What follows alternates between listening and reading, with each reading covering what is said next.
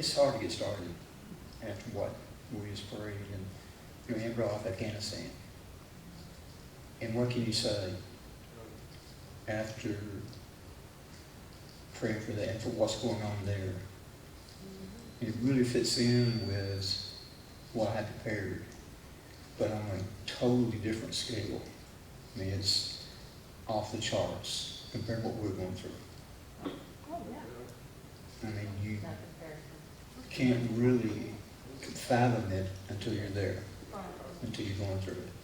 We can imagine, and I felt the compassion and the love and the support that it's been coming out there. I've been seeing on Facebook, people pray for Afghanistan, and getting messages from pastors I know there and say, we expect to be dead in 2 days. When in 2 days, we'll probably be dead. And I saw them going door to door. I mean, it didn't get any more real than that. I mean, just sitting there waiting for the knock, or for it just be kicked open. You're just hearing that clock on the wall tick. It's ticking. And you know that count, it's a countdown. It's not just time passing, it's a countdown. And you don't know when it's going to stop, but you know that it is. And you're just sitting there waiting. There's nowhere to go. Some have gotten out. Some more are going to slip through somehow, some way. But most of them are just there. There's nowhere to go. And they're sitting there waiting. And what's that like? It makes you start thinking real hard. And every second matters. It counts. Because every second is your life. One more unit of your life passing away. And you know it's going to end.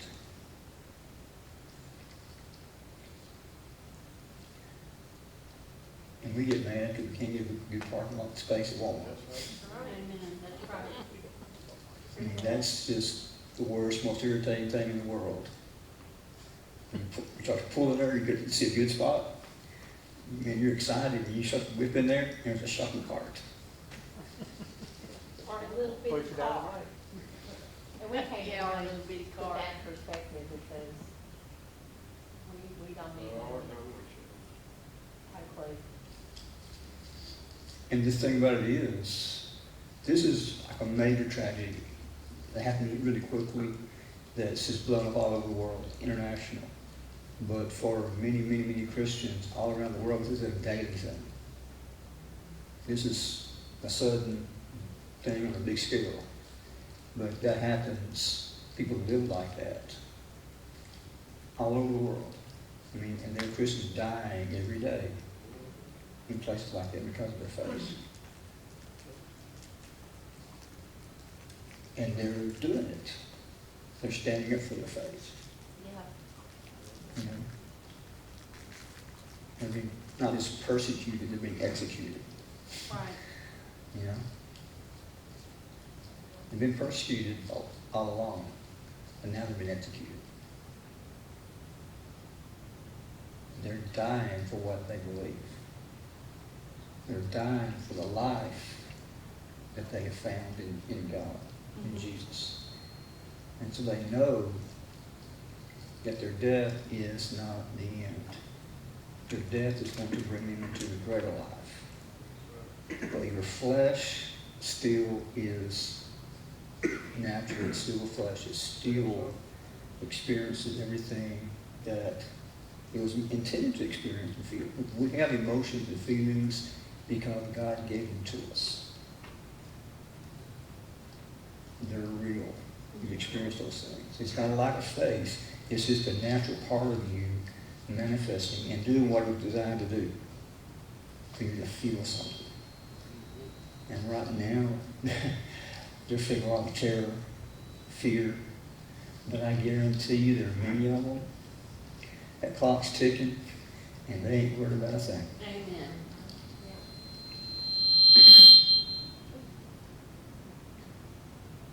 I will say, did talk about, our men and women over there, and it was productive.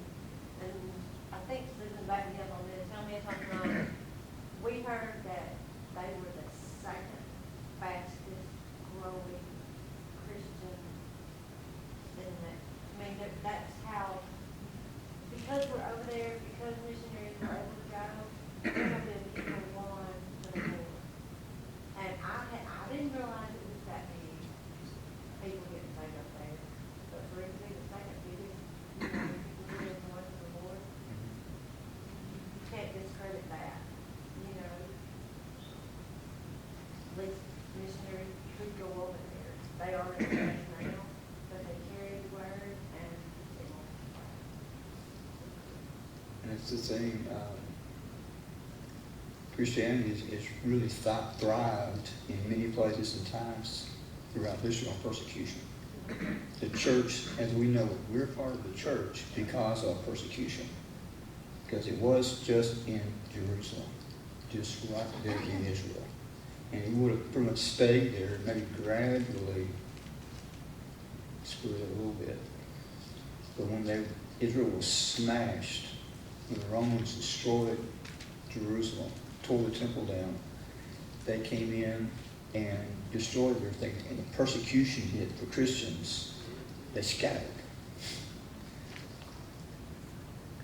Some of them had already gone out on missionary journeys, but when the persecution hit, it forced them to flee. It forced them out of Jerusalem. Jesus said, go into all the world. Jerusalem, Samaria, and into all the world. And it just comes to me now. I've always thought that it's like going on missionary trips, go out. And they did that, but they were also driven out.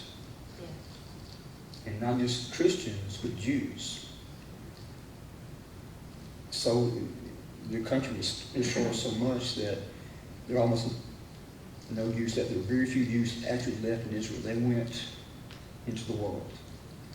And most of the Jews were in Europe. Like in World War II, there were 6 million killed. There were a few thousand, tens of thousands maybe in Israel. You got millions and millions somewhere else. But just thousands back where it all started. We saw the hand of God manifest and the prophetic word come true because after that, they came back. It had already been what they call a Zionist movement that really took hold in the latter part of the 19th century, the later 1800s. It's called Zionists, where they were already sponsoring Jews to move back to Jerusalem. There was a movement for that among the Jews. And so there's already some trying to go back to join the Jews that were still there. But after World War II, they said, we've had enough. We're going back. We're going to establish our own country again. And so they went back. And the British, I tell you what, England is going to have a lot to answer for throughout history. Afghanistan, Iran, all this Middle East junk is because of England. That imperial spirit that came upon, it is a mind-blowing, this little bitty country, it's half of a small island, conquered most of the world. I mean, really, there was only about 2 countries in the whole world that England did not have send troops to. There's no saying that the sun never sets on the British Empire. That's right. And what that meant, and that literally was true, because it's a little bitty country, had a great navy. So they sailed around the world, and they had colonies all around the world.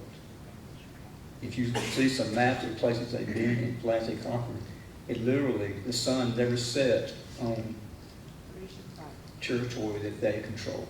I mean, India is this huge country. And actually, it wasn't just the English government. It was the British East India Company that went over and took control of the country. A company that was as tithes ran to Babylon, this company went over and basically conquered the world. They had their own army, their own government system, and the government of England backed them up, but it was a company that did that. Not, and more companies than this one, but that was the main one. They took over the whole place. And literally around the world. America, you know. The sun never set on their empire. And they were actually, it's called the mandate, had a mandate to control the Middle East. And when they finally got tired of messing with it, like after World War II, they just kind of drew some lines on a map.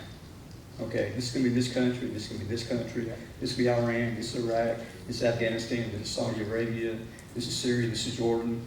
And they got on their ship and went home. Saudi Arabia is actually a country owned and run by a family. Yep. The Sauds, Saudi Arabia. The Arabian Peninsula controlled by the Saud family. And the English put them in charge. Made a deal with the Saud family. So they have the whole country of Saudi Arabia. This is a deal that cuts them out over the English government. And when they, like they drew all these lines, created all these countries, they didn't really consider the ethnic groups in these areas, or the history of these areas. And they just drew the lines wherever they wanted to. So you have Kurds in Iraq, Iran, and Turkey. You have this huge Kurd ethnic group divided by these different countries, cut up into different countries. Somebody just drew a line on the map. Okay, now you're a Kurd, and you, historically you've been in one group. But now we're splitting you up. You're in this country, you're in this country, and you're in this country. Well, they want to stay together. So you've got the Kurds fighting against the government of Iraq, Kurds fighting against the government of Turkey, Iran, these countries trying to be their own country. But that's historically for years and years and years, centuries and centuries, that's the way it was. And if somebody from somewhere else came along, conquered your country, and then they got tired of messing with y'all because y'all didn't like it, so you were fighting back. And so they said, okay, you want, you know, we're just going to get out of here. We're going to draw some lines on the map, and then we're going to go away and leave you alone. And that's one way we have gotten to the point where we are in the Middle East. And if you invade Afghanistan, you are a flipping fool. I mean, you are totally stupid. No other way to put it, no sugarcoat. You are a fool. And Afghanistan is the one nation in the whole world that has never been conquered. Right. Never. No one has ever conquered Afghanistan. They're just mean and nasty. I mean, they don't care. They're going to kill somebody. and they've been doing it, and they're doing it, and they're going to do it. And that's just the way it is. When the Soviet Union made their Vietnam kind of mistake, and they invaded Afghanistan, it only took them 8 years to figure out, oops, we made a big mistake. And so they did their little evacuation, and they got out finally, because they finally figured out there ain't no way we're going to meet them. They had every technological advantage. They had intelligence services, they had helicopters, they had missiles, they had satellites, they had every advantage you could possibly have over these disparaging natives that lived a very primitive life. And we call them Mujahideen. But you know what? Those natives kicked the Russian tail, and they ran them out of there. And we went over there and spent 20 years, and now we're leaving out. And what's happening? Immediately, somebody's taking control again and starting to kill people. That's one thing that the Mujahideen said when the Russians had conquered the country. And they said, you can't win. We're going to fight somebody. if you're here, we're going to fight and kill you. But when you leave, we're going to fight and kill each other. And they said that. And that's the way it is. It's always been that way. It is that way. And it's always going to be that way. We can't stop it. We've never been able to stop it. That's because the Bible said that they're like a wild donkey that can never be tamed till the end of time. The sins of Ishmael. And it's true. And we're seeing that come to pass. So as a nation, we've got to start to understand that, but we're not going to, because Babylon, control, power, it's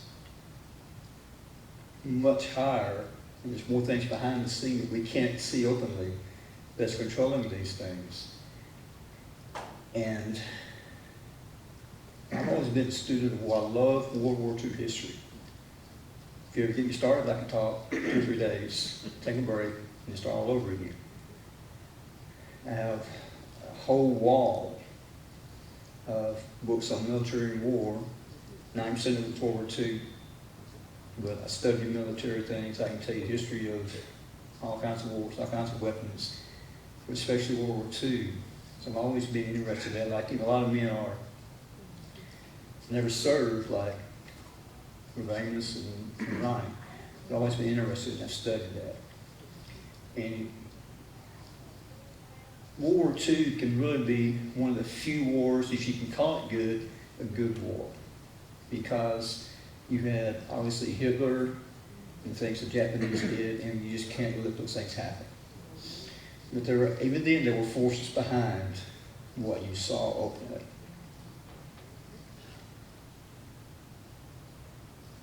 But the evil thing about war, the very, very evil thing about it, is that you've got just a very few people that are either after power and control or money. And they don't care who dies for them to have any one of those 3 things, or all 3. They don't care. And you're talking about, financing wars in Babylon, the Rothschild family, World War II, World War I, both sides. Yep. Throughout history, that's been going on for hundreds of years. They're a very rich backing family, very famous in Europe. And they literally saved whole countries from going bankrupt. This one family is so rich that throughout history, whenever as country governments needed money for their wars, they would go to them and get their money and have to pay through the nose to pay them back. This has been going on for years and years and years and years. What we're seeing in Afghanistan, in Iraq, other places, the money, much of the money that comes from Saudi Arabia,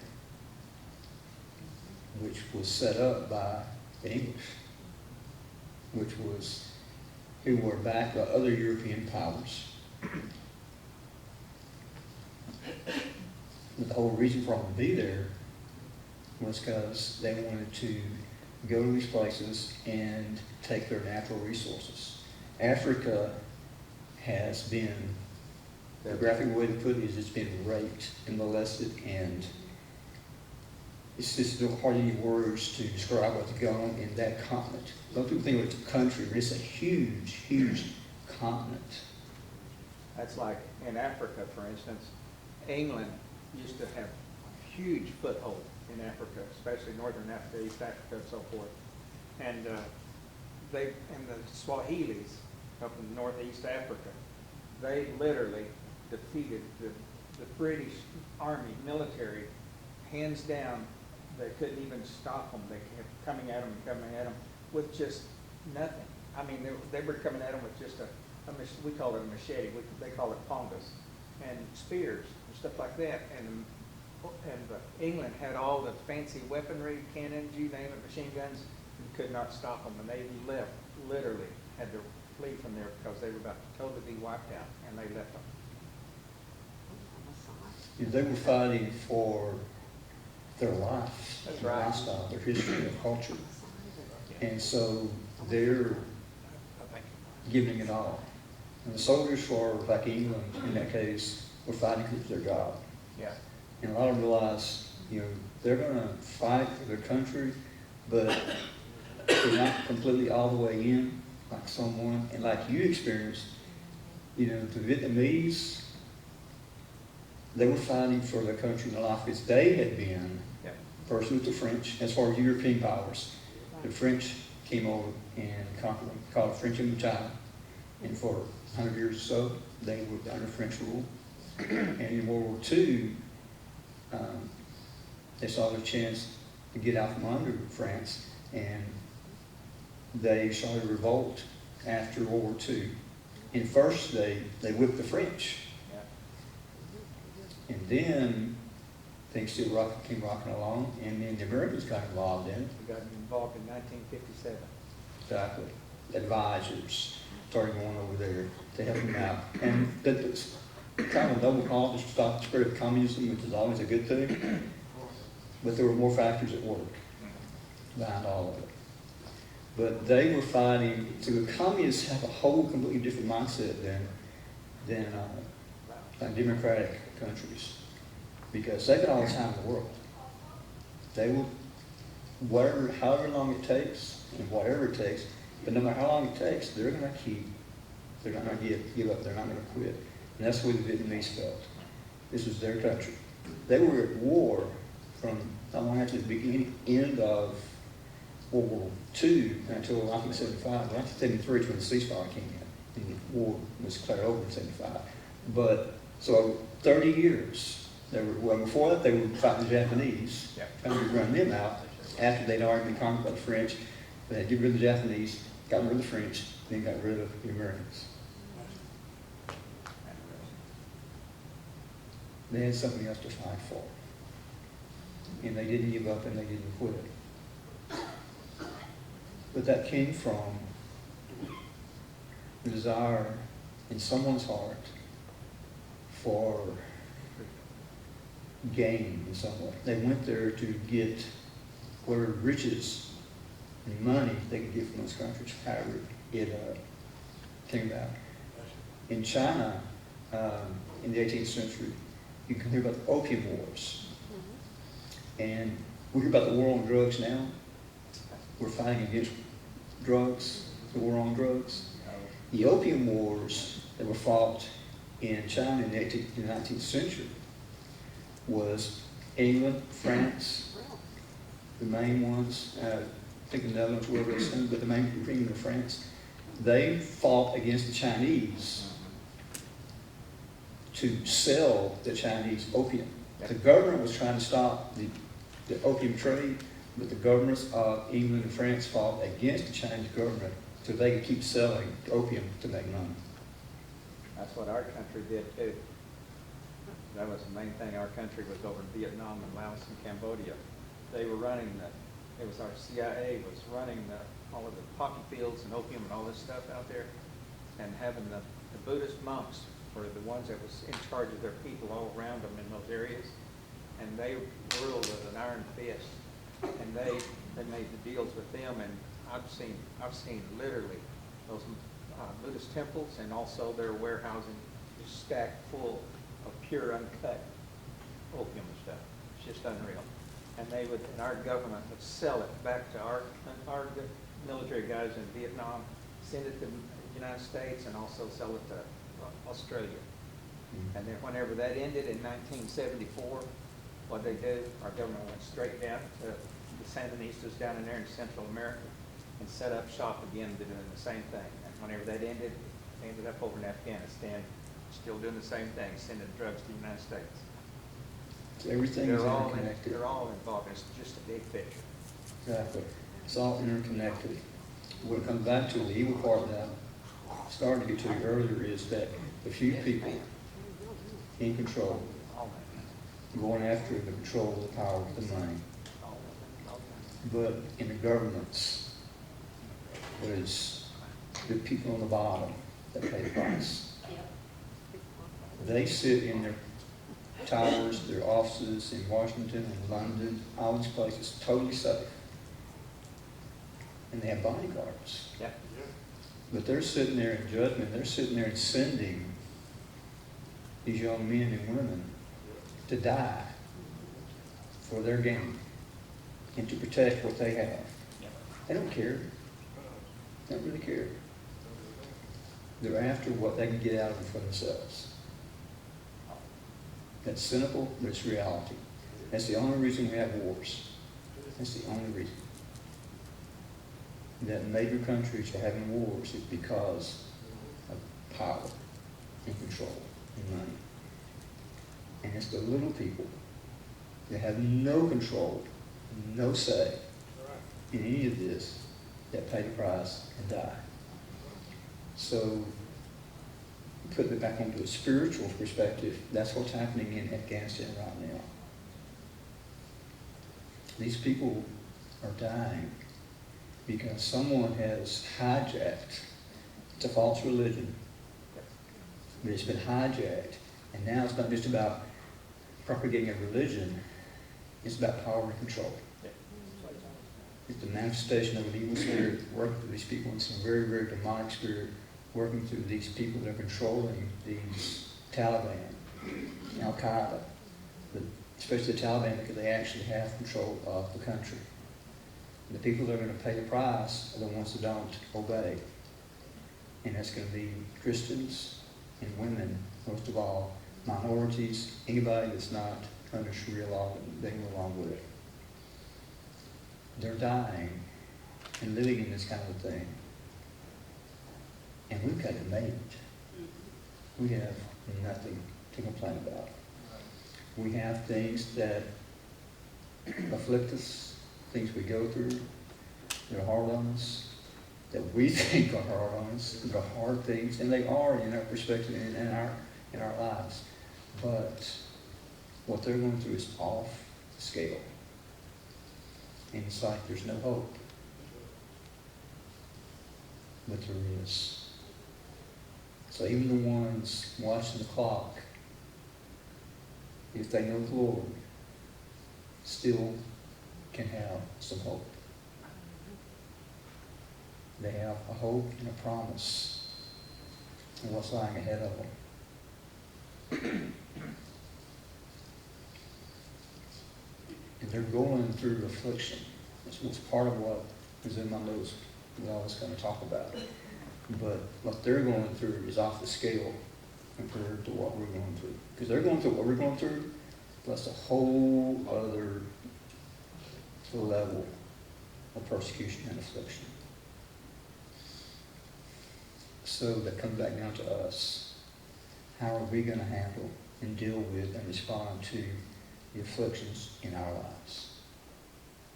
It makes you think a whole different way and see it in a different perspective. When you know, you see the reality that so many people live in daily, and now it's just exploded. And it's just right there. It's the reality. They're going through the things that Jesus said that people would go through. And one day, some of those things are going to start to manifest to you because it says it will. So we do have to look forward to that and prepare for that. But the best way to prepare for that is to suffer and endure the afflictions that we go through. Part of what an example that's going to be used was the potter and the clay. He's making it, and if it says it's marred or ruined, he smashes it down and starts all over again. The clay has no choice. It will not stay at the potter's wheel. We do. If we don't like what's going on, if we don't like the way things are going, God hadn't helped me out, why am I going through this? I'm done with this. We can jump off the wheel and walk away. But if we do that, we're going to stay marred. We're going to be on our own. But if we stay on that wheel and let Him mold us, shape us, Because what's happening is he's not breaking us when we're on that wheel. If he smashes that pot back down, he's not breaking us. He's just remolding us into something better and greater and more like him, more like what he wants us to be. But it's our choice to stay in that. And it doesn't always feel good. Not always a whole lot of fun. But when we make this choice to stay in that and let him work on us, we'll be refined. And that's another example. Silver. He refines like silver. Silver goes through the heat and the fire. Fire does one of two things. It either destroys or it refines. And there's no scripture says that, if you build with gold, silver, precious stones, wood, hay, stone, it's all going through the fire. And the fire is going to test it and reveal what you're made of and your works. But we have to stay in that refining process. We have different levels of gold, 12K, 10K, 14K, 28K, or 24K. That's more and more refined. So to be more like Jesus and have more of him manifest through us, we have to stay in there and be allowed to mold us and to refine us. And that means the fire sometimes. And sometimes it gets real, and sometimes it gets really real. But it's up to us whether or not we go through that process. So we're seeing that happen. And we know some of that is coming here. So we have time to prepare day by day that process that we're going to go through. And the thing about it is, it's all saying gloom and doom. In the natural world perspective it is. But spiritually, it's life and hope and joy. Something good to look forward to. Because as we become more like Jesus, we experience more of who he is. So we have more life, we have more hope, we have more joy. And it can be, so when it gets real for us, it can be real good. Not just real hard, but real good.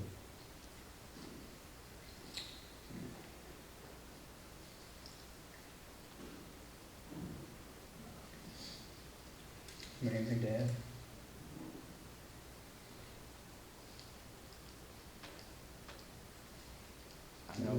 I know that we need to, as a Christian family here, but not just us, but churches all over this United States needs to really start praying, because it was even stated, I heard it again yesterday, that our country is no longer considered a Christian country whatsoever. And so the only Christians that are standing their ground are few and far between. And we're going to have to do a lot of praying and a lot of banding together. Because we can't do it without the Lord. That's all there is to it. He's going to have to help us on this. We've got to be good. Well, that was totally unexpected. Not the direction I intended to go. I expected to go tonight, so I hope you got something out of that. But, it's real. And we got to look at, it's not just, we've got it easy. It's not easy, but it's easy in a sense. But we do have a hope. Yeah.